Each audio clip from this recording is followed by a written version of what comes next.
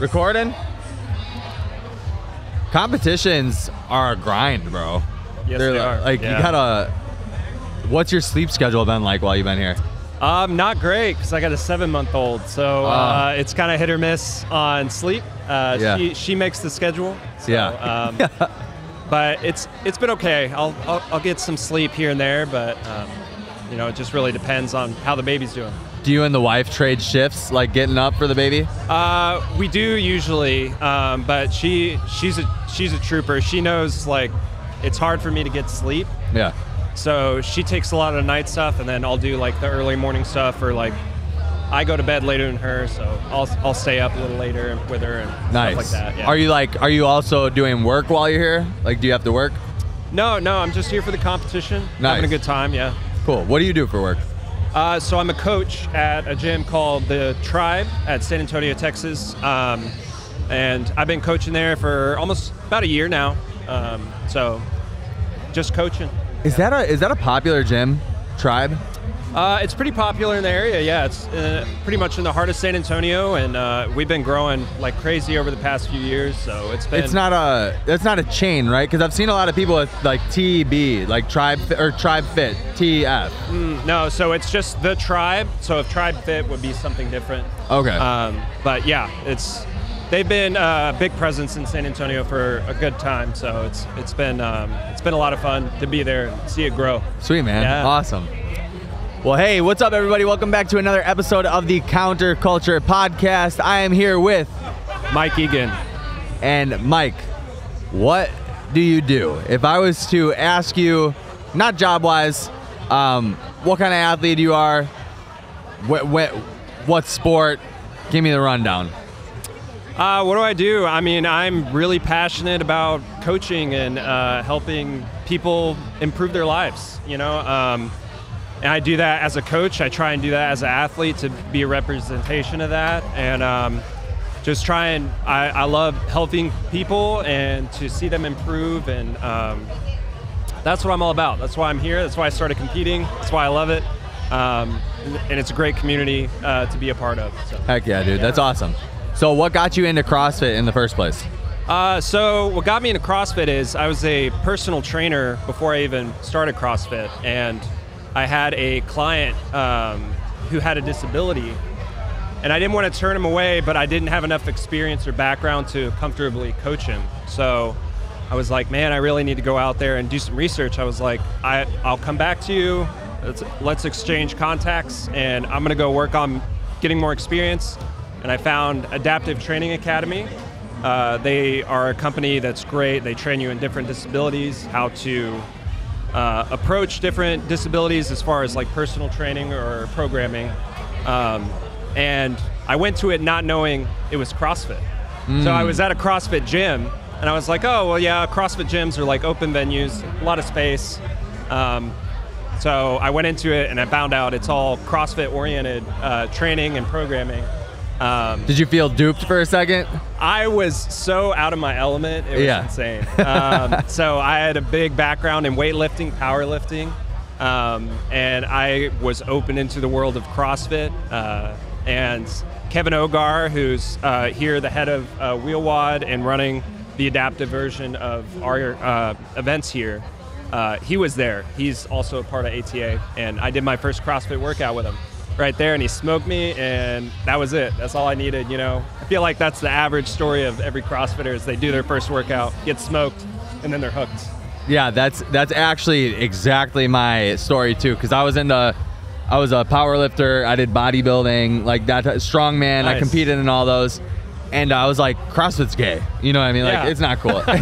and so... They do weird pull-ups. Yeah, exactly. And then now when people are like, aren't you the people that like do the cheater pull-ups? I'm like, do 3 right now. Let's see if you can do it. Try it.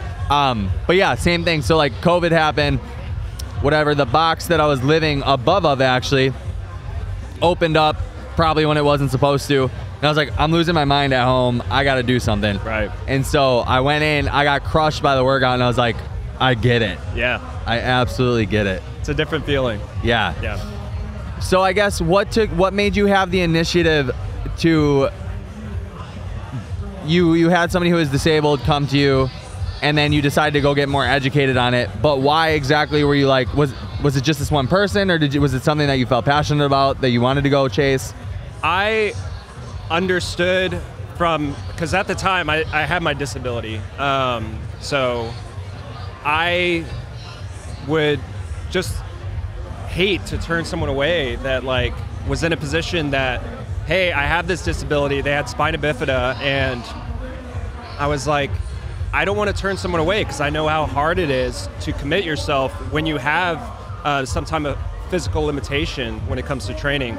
So I was like, this is where I need to grow as an individual, as a coach, because I don't think any coach should turn anyone away because it's out of their depth. You know what I'm saying? Yeah. So that's really where my passion for working with other adaptive athletes, because I personally knew the challenge of, I was a guy that rolled into like a Globo gym, and I was like, I don't know how to use 90% of the machines in here. What do I do? And I did a lot of self-learning and stuff. So that's kind of where I really took the next step of like, okay, I'm comfortable training like able-bodied athletes, and now I want to move more into the adaptive side and see where that goes. So you had your disability already? Yes. You said? Yeah. Okay. Yeah, it's interesting that you had your disability already, and even like, you know, I'm able-bodied, so I feel like I could just like anybody that comes to me, I'm gonna be like, yeah, I'm gonna train you. I don't need to go get more education. You know what I mean? And so for you, you had something that you could kind of relate to the person on already, but you still were like, hey, give me a little bit. I'm gonna go figure this out. Right. Why? Because it does change as you deal with different disabilities. There's different scaling and modifications you need to take into consideration when you work with someone with any type of physical limitation. So it's really important to make sure that they're comfortable and you're programming well enough that you'll see progress. We're trying to get them to the highest of their capabilities despite whatever they're dealing with personally through their disability. Yeah. So that's where you need to become more knowledgeable. You can't approach it the same way you do with your average athlete. It's the same way when you're working with older generations, you know, have knee surgeries or back issues, and you scale, you modify, and you push them to the highest of their capabilities. And you need to take the extra consideration as a coach to apply that same method to adaptive athletes. For sure. Yeah, I get that. Yeah. So when did you get your disability? So I was in the Marine Corps from 2008 to 2014. So I served with 1st Battalion, 8th Marines as a squad leader, and I deployed to Afghanistan. And while I was over there, we were on foot patrol and stepped on an IED, improvised explosive device, and instantly became a bilateral amputee. So it's just a explosive they put in the ground, cover it up, and stepped on it. And you know, my road to recovery kind of started from there. Yeah. Are you comfortable talking about that? Absolutely. Yeah. Yeah. Okay. Cool. So yeah, when that happened, so I just had Evan Fit to Serve on yesterday. You know who that is? Yeah. So same thing happened to him, where like he got hit by an IED, and so I'm like, I can't put myself in that position, right? Because everybody thinks they're a fucking tough guy, and like, yeah, I can do whatever. First off, the courage that it takes to like serve in the military is something that I don't even think I could ever put my shoes in. Right. Everybody thinks that they can.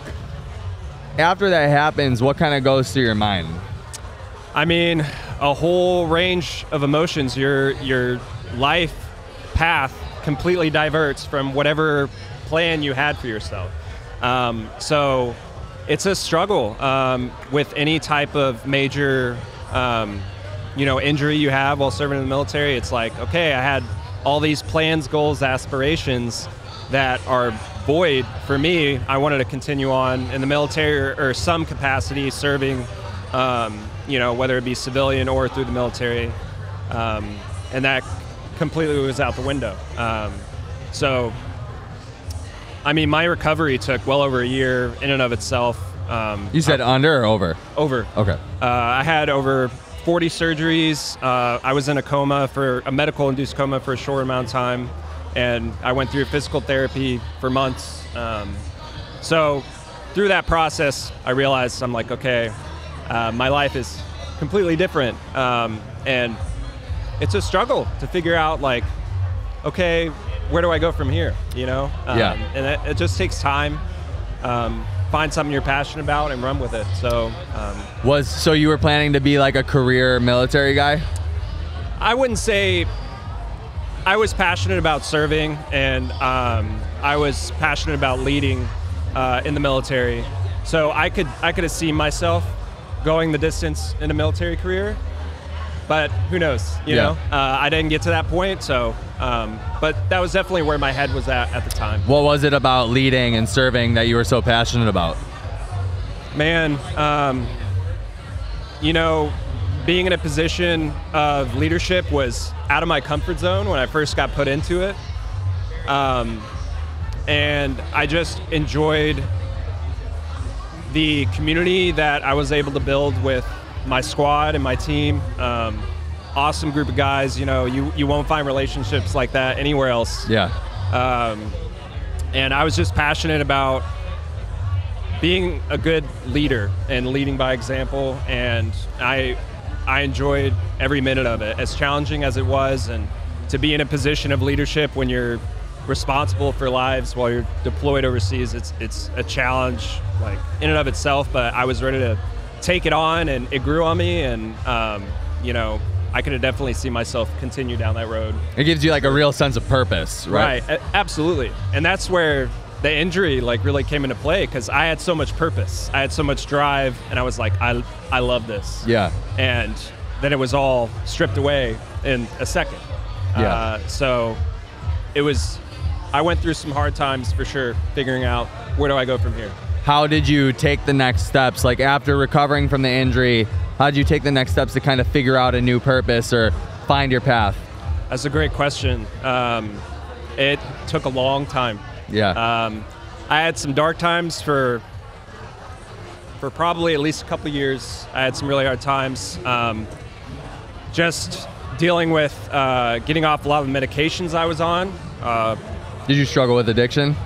Absolutely, yeah. I mean, heavily, it was all prescribed medication, but I was way overprescribed for my disability. I continued to get the same prescription I got when I was in the hospital for 2 years, and I did not need that much, so I finally realized that at one point, and then I just cold turkey quit everything and went through withdrawals for a couple weeks, and man, like the clear-headedness and getting out of that was a game changer, but it was also like, now I need to deal with all this stuff that I haven't been able to deal with because I wasn't in the mental capacity to do that at the time, and went through depression for months. There was about 6 months where I didn't even leave my house. Wow. So it was just figuring out, I'm like, okay, I'm capable of more than what I'm doing. I need to change.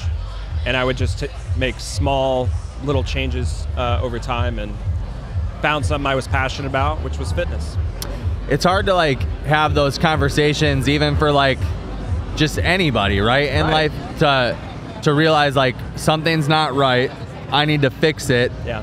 How did you have that realization? Like you had an addiction and you're like, okay, I'm gonna fucking just stop this right now. Yeah. There's so many people that go through addiction and they feel like they have lost total control. They can't stop, right?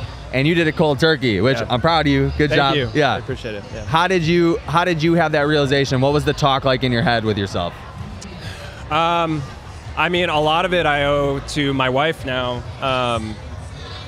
I was just in a bad place, and I knew like over time, like it I was starting to like ruin relationships. I was just in a bad place mentally. And I wasn't me. And I finally like looked myself in the mirror. I'm like, hey, this is where I was. I can be better than that. And I am not on the right path to make that transition.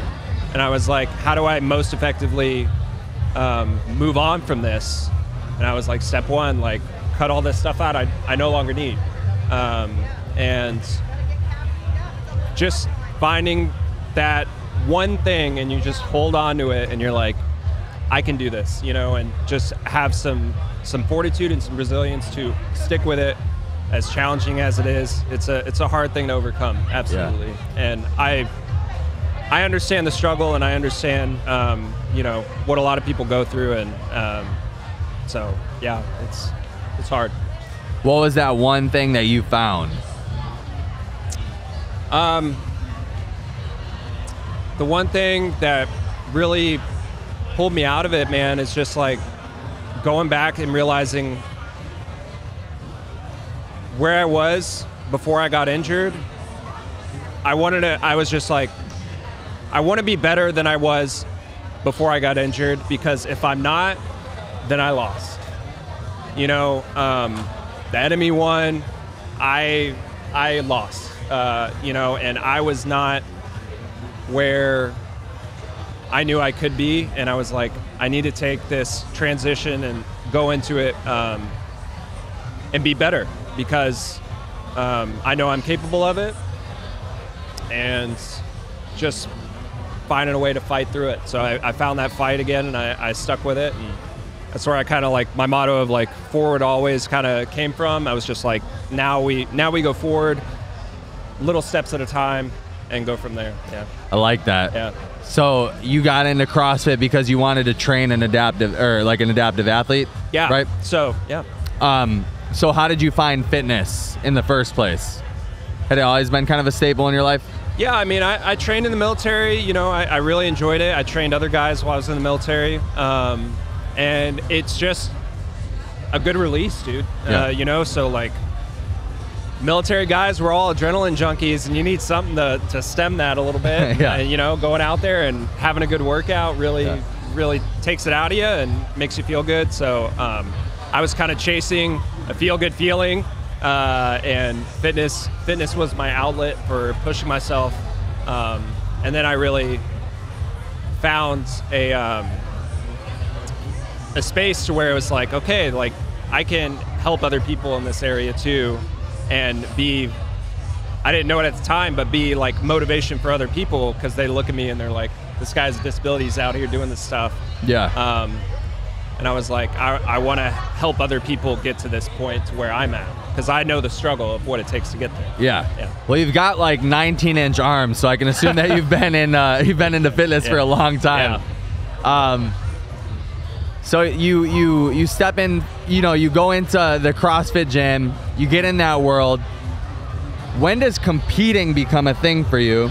And I don't know, by the way, I don't know where you're at in terms of elite or anything like that, so this is going to be really cool to follow this path.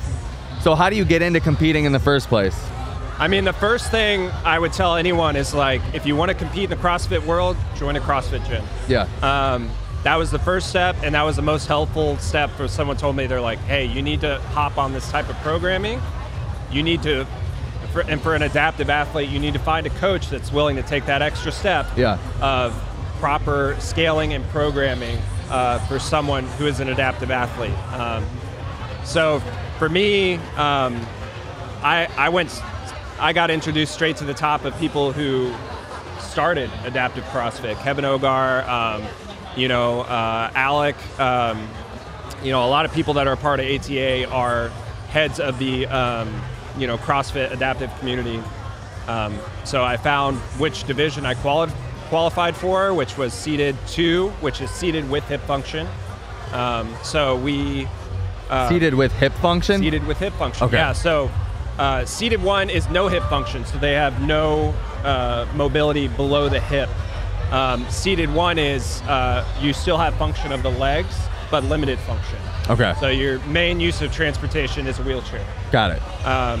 And there's so many divisions in the adaptive community now, because it's grown over the years. We had 28 male-female divisions at Wheelwad. Wow. Last month. That's wild.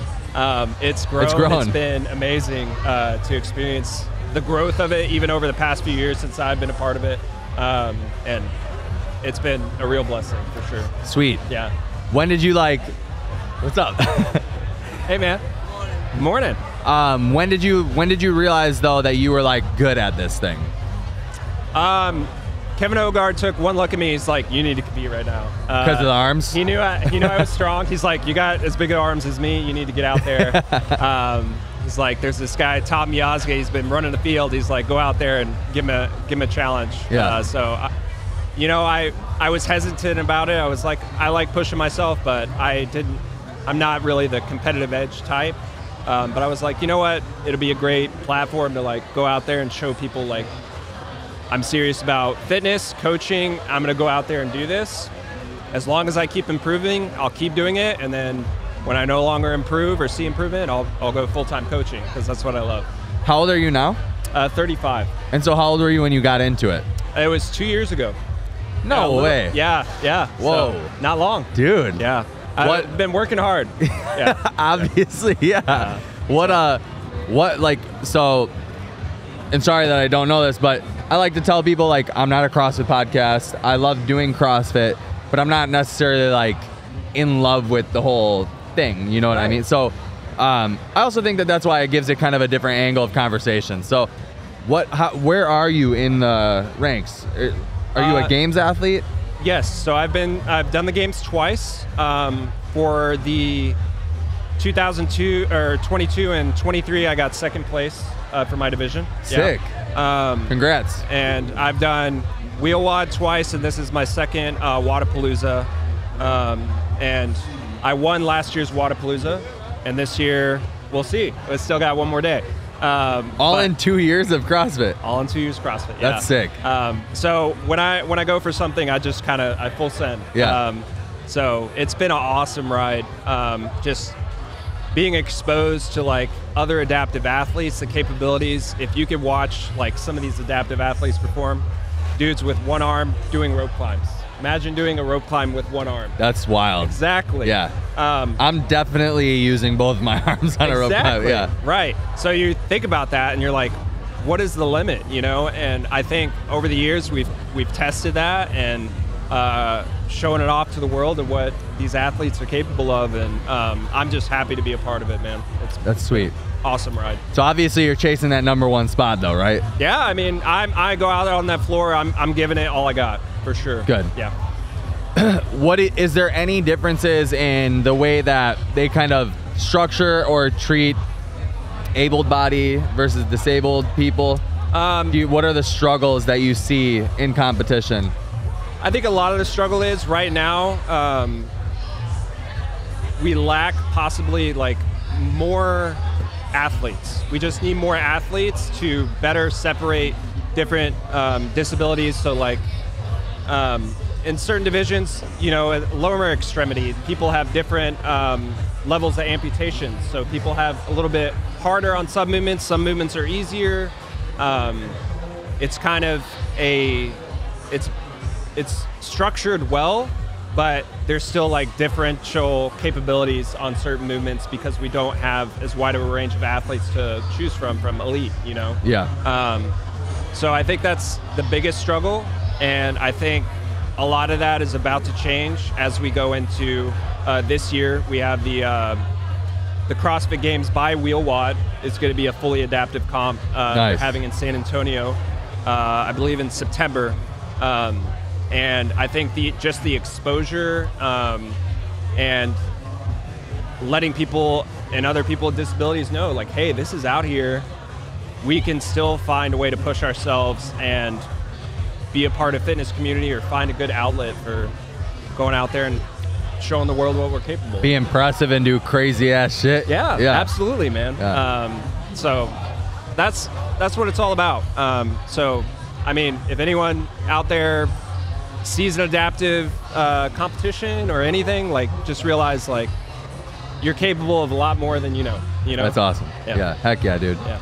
Do you feel like there's any when they mix the two, right? So like wheel wad is just for disabled, Exactly. right? Yep. So do you feel like there's any maybe lack of attention to detail or like lack of attention to you guys when they mix like the able body and disabled people in a competition? Or because I know something that like Legends just is now the CrossFit Games of the age group, you know? So it seems like they're gonna get more attention, more exposure, more like, yeah, just more attention in general to like put on for the Masters athletes. Do you feel any type of way about it for the disabled? Yeah, so exposure for the adaptive could always be better. I mean, it could be better for every division. That's how you'll get more people in the sport. Exactly. Yeah. So more exposure would always be great for adaptive because it lets not only more people see what we're capable of, but it also helps bring in more athletes and more attention to it. So yeah, I think it's also kind of like a money game, you know, when you're running a competition, like you want to put out there what brings in the most people. Yeah. So I understand both sides of it, the business side, but also you know, the fitness side of, you know, let's show people what we're capable of. So I think it was a good move to have our own competition. It's a move in the right direction because for the adaptive, the past few years, it's been online for my division. We don't even have a competition for the CrossFit Games. It was in the gym, hit the workout, submit your score, you know, and you win. Oh, it's online? It was online, oh. Yeah. So there was only 3 adaptive divisions at the Games for the past few years. It was upper extremity, lower extremity, and neuro. Huh. So there, like I said, 28 divisions at Wheelwad. Yeah. There was 6 at the Games. Oh, geez. So this year we have our own competition that will be hosted in San Antonio that's fully adaptive, run by CrossFit and Wheelwad, with the full intention of, you know, hopefully exposing and getting this out there, you know, at a more, and being able to spread it to more people, essentially. That's good, because it's also like the environment aspect too, Absolutely. right? Like not just having to fucking take a video of your workout and post it online. Right, yeah. You want to throw down with some other sweaty dudes. Absolutely. Yeah. So I think progress is being made.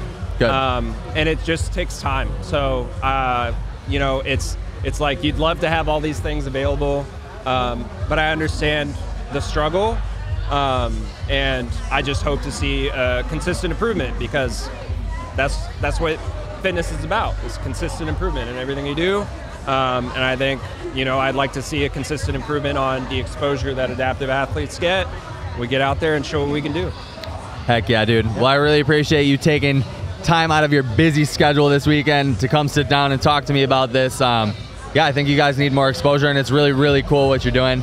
So if you have any messages for other adaptive athletes or anybody out there, go ahead and do that. And if you want to plug anything, go ahead and do that too. Yeah, so I mean, any adaptive athletes, or you're interested in joining, you know, the fitness industry or fitness in general, you know, just go out there and try something new. Go out there and find a gym, find you a coach, and reach out to any adaptive athlete. Like, I guarantee you go on socials, you find any adaptive athletes, they'll be willing to help you out, find someone who has a similar disability to you. We want to help, we want to see you here, we want to see you compete, and push yourselves. We're all a big, happy, dysfunctional family, and you know, hopefully see you in the future. Sweet. Yeah. Remember to like and subscribe. Go follow this man. Thanks so much, bro. Yeah, appreciate it, man. Yeah.